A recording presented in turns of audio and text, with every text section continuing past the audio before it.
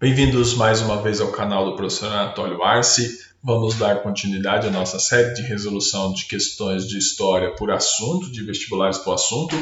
Vai ser a parte 2 do vídeo sobre a reforma. Quem não assistiu a parte 1, pegue aí no card, tem o link aí embaixo.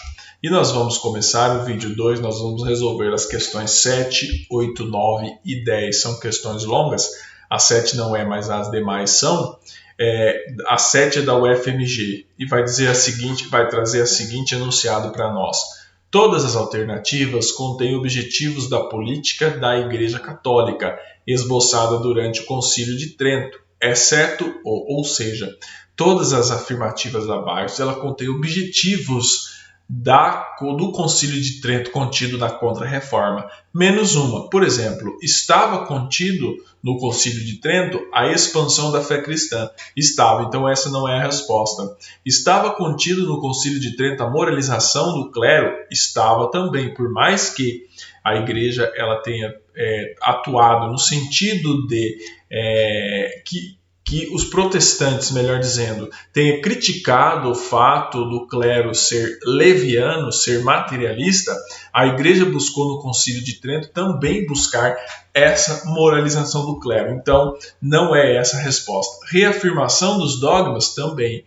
O Concílio de Trento, ele foi um concílio em que a Inglaterra, em que a Igreja, ao invés de se reformar, ela reafirmou seus dogmas. Também houve perseguição às heresias? Houve. Eles criaram o Tribunal da Santa Inquisição, ou melhor, recuperaram o Tribunal da Santa Inquisição. Relaxaram o celibato? Não. Ou seja, qual é a única alternativa abaixo que não está condizente com a reação esboçada durante o Concílio de Trento? É a alternativa E. Portanto, na questão 7, a alternativa correta é a letra E. Vamos agora à questão 8. A questão 8 é aberta e ela vai trazer o seguinte enunciado para nós. Discorra sobre os principais fatores responsáveis pela eclosão da grande crise religiosa do século XVI, conhecida como Reforma, a qual deu origem ao protestantismo moderno. Um dos objetivos, eu vou me apoiar mais na leitura marxista, que é a dominante nos vestibulares, é que o sistema capitalista, o desenvolvimento do sistema capitalista, exigia-se mudança econômica.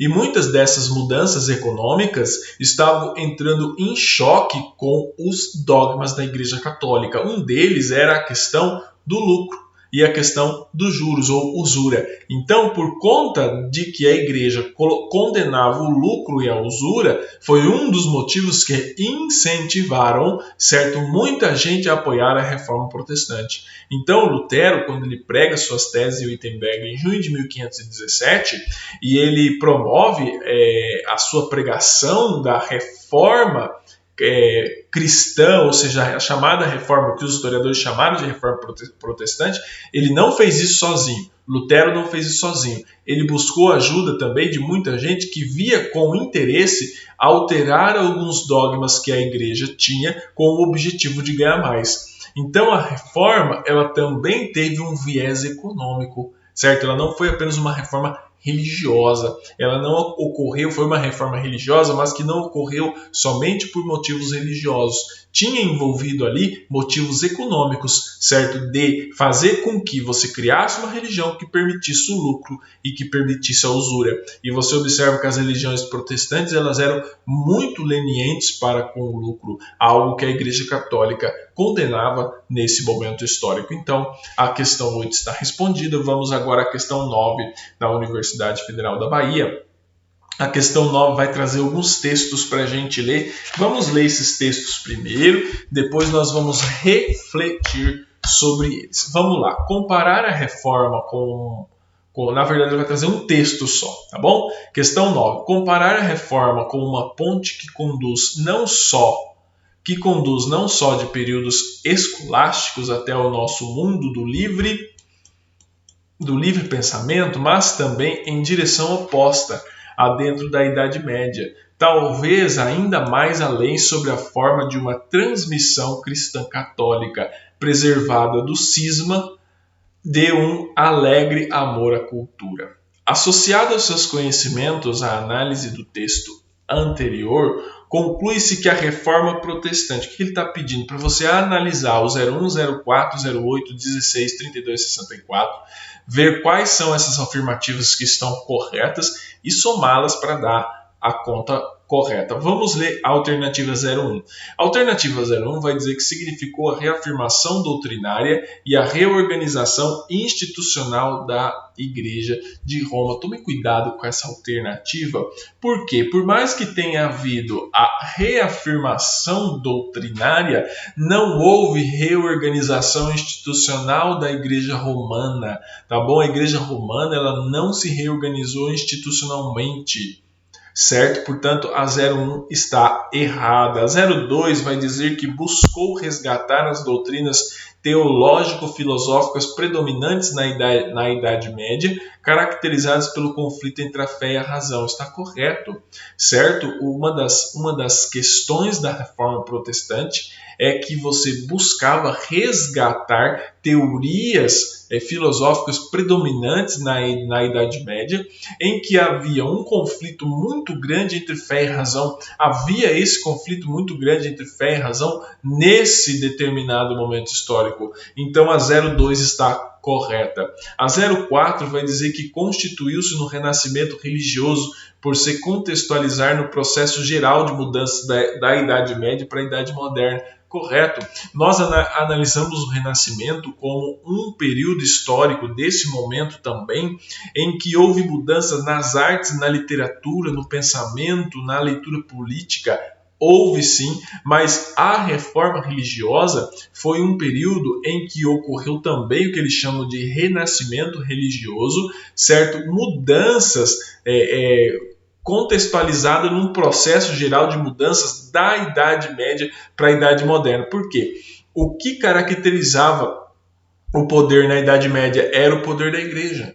O principal poder na Idade Média era o poder da Igreja, o que já não se refletiu na Idade Moderna, em que o principal poder na Idade Moderna era o poder do rei, era o poder dos príncipes, se nós formos pegar uma analogia com Maquiavel. Portanto, a afirmativa 04 está correta. Vamos analisar a afirmativa 08. A afirmativa 08 vai dizer que a reforma protestante constituiu-se um marco cultural, vez que nos remete da Idade Média à modernidade, em sentido oposto ao mundo antigo.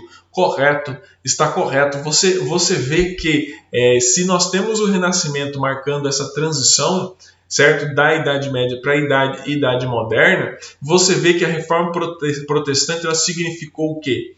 Da modernidade para o sentido oposto do mundo antigo e que nos remete à contestação da Idade Média. Então, a Reforma Protestante foi para a religião o que o Renascimento significou na cultura e na arte. Portanto, a 08 está correta. A 16 vai dizer que procurou recuperar o contato com as origens do pensamento cristão, impregnadas de simplicidade, de pureza e de amor à cultura. Correto, a 16 está correto. Por quê? Uma das bases do pensamento protestante é recuperar dogmas da igreja ou recuperar preceitos da igreja primitiva, certo? A igreja ali do Império Romano, aquela que era minoria no Império Romano, que estava impregnada pela simplicidade, pela pureza, de amor e de cultura, ou seja, a igreja antes de se juntar ao Império Romano e se tornar o poder que foi na Idade Média, ou seja, você tem a questão 16 reafirmando isso e dizendo que reafirmando esse viés da Reforma Protestante, portanto a 16 está correta. A 32 vai dizer que caracterizou-se por um profundo revigoramento da espiritualidade católica e pela valorização da vida voltada para as coisas do espírito. Incorreto. Esse revigoramento da espiritualidade católica não ocorreu, pelo contrário, ocorreu um enfraquecimento da espiritualidade católica por meio da questão da Reforma Protestante. Por quê? A espiritualidade católica já não era mais a única na Europa, ela já não era mais a única dominante na Europa. Então você tinha o quê? Um cenário em que a Igreja Católica tinha que dividir no seio do cristianismo as atenções e dividir sobretudo o dinheiro, o poder e as relações com o Estado. Então a 32 está equivocada. E a 64 vai dizer representou o fim da supremacia eclesiástica na Europa e o surgimento de diversas igrejas reformadas, denominadas genericamente protestantes. Correto? A supremacia da igreja ela vai por ralo com a reforma protestante, por mais que a igreja reagiu e conteve o prejuízo, ela fez ali a reforma protestante, a contra-reforma protestante como uma contenção de danos. A supremacia eclesiástica na Europa ela foi para o vinagre, ela fez água, ela foi dissolvida. Portanto, a questão a 64 está correta. Então, se a 64 está correta, a 16, a 8, a 4, a 2 estão corretas, portanto, a soma é 94. Respondida a questão 9, vamos agora à questão 10. A longa questão 10 vai trazer 4 textos para nós analisarmos e respondermos praticamente igual ao que está na questão anterior. Vamos ler o primeiro texto do Erasmo de Roterdã. Rivais dignos dos príncipes, os soberanos pontífices, os cardeais e os bispos. Hoje os bispos apenas se preocupam em apacentar-se a si próprios, deixam o cuidado do rebanho a Cristo. Esquecem que a palavra bispo significa trabalho, vigilância, solicitude. Servem-se apenas de tais qualidades quando pretendem recolher dinheiro. Texto 2, vamos lá. O Papa não quer nem pode perdoar alguma pena, exceto aquelas que ele tenha imposto por sua própria vontade. Vamos ali, o texto 3 vai dizer o seguinte, também é do Lutero, texto 3. Tese 21. Erram, pois, os pregadores das indulgências que dizem que, pelas indulgências do Papa, o homem fica livre de toda a pena e fica salvo. 4. O trabalhador é o que mais se assemelha a Deus. Um homem que não quer trabalhar não deve comer. O pobre é suspeito de preguiça, o que constitui uma injúria a Deus. Calvino. A análise dos textos e dos conhecimentos sobre a reforma permite concluir que 01, vamos lá, o movimento luterano questionou a infalibilidade papal e o seu poder de conceder a salvação aos cristãos. Correto.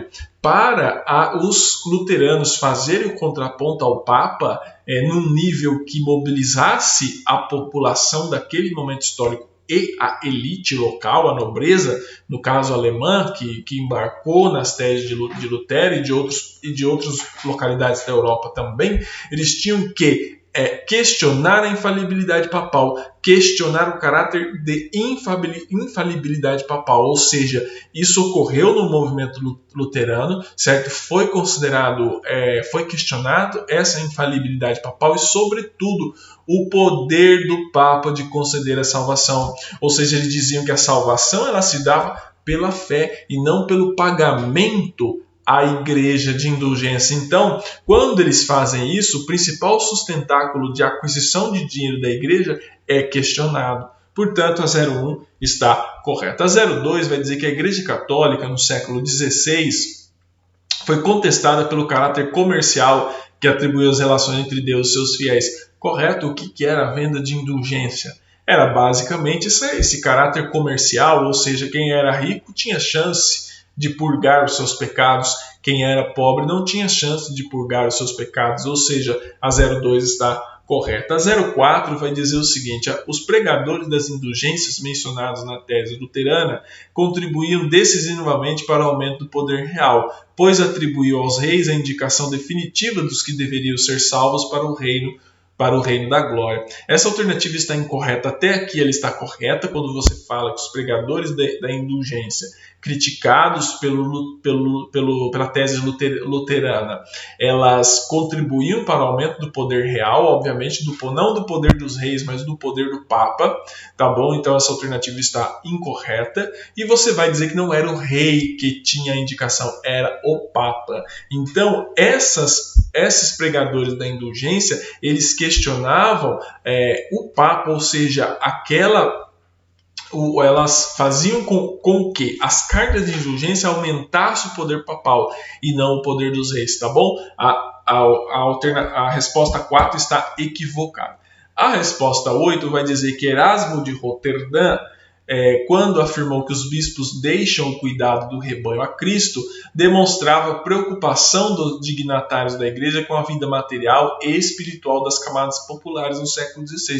Era ao contrário. O que Erasmo de Roterdã estava dizendo era que os bispos não tinham preocupação nenhuma com a vida material e espiritual das camadas populares.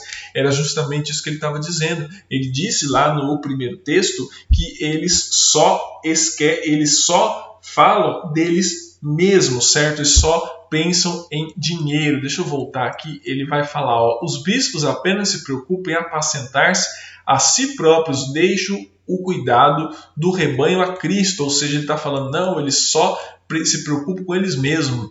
Então, essa alternativa, a resposta 08 está incorreta. A resposta 16 vai dizer, quando Calvino afirmou que o trabalhador é o que mais se assemelha a Deus, enaltecia a dignidade do trabalho e reivindicava a melhoria das relações trabalhistas. Tome cuidado com essa alternativa, porque até aqui ela está correta.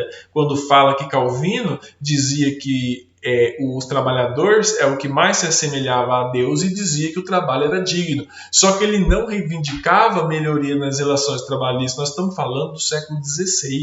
Relações trabalhistas é uma criação da Revolução Industrial. Até esse momento nós tínhamos relações que eram trabalhistas, mas que eram relações vinculadas ainda pela vassalagem. Certo, nós não tínhamos indústria nesse momento histórico, a Revolução Industrial ainda não tinha ocorrido nesse momento histórico, portanto a 16 está incorreta. A 32 vai dizer que o pobre é suspeito de preguiça, o que constitui uma injúria a Deus. A afirmativa de Calvino encorajava o trabalhador e o lucro, o que favoreceu significativamente a construção de uma justificativa ética para o enriquecimento da burguesia. Correto? Quando Calvino ele prega as suas teses, ele não fez igual o Lutero, mas quando ele coloca a sua doutrina, ele constrói a sua doutrina dizendo que você devia encorajar o trabalhador ao lucro, isso daí favoreceu o quê?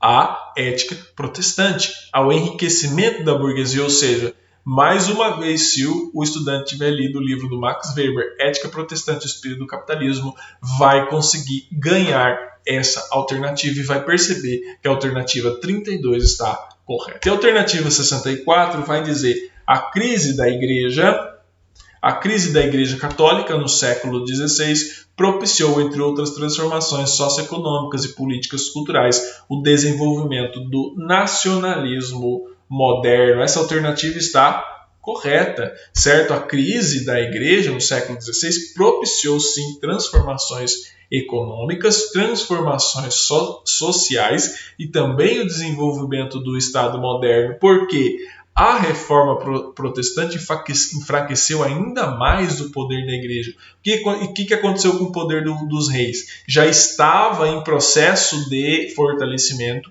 Esse processo de fortalecimento do poder dos reis foi acelerado por meio da Reforma Protestante, ou seja, a Reforma Protestante contribuiu para o fortalecimento do absolutismo na Europa. Então você soma 64 com 32 mais 2 mais 4 dá 99, portanto a soma completa na questão 10 é 99. Muito obrigado pela atenção de todos vocês, curta, compartilhe, se inscreva no nosso canal, seguimos aqui com os nossos estudos.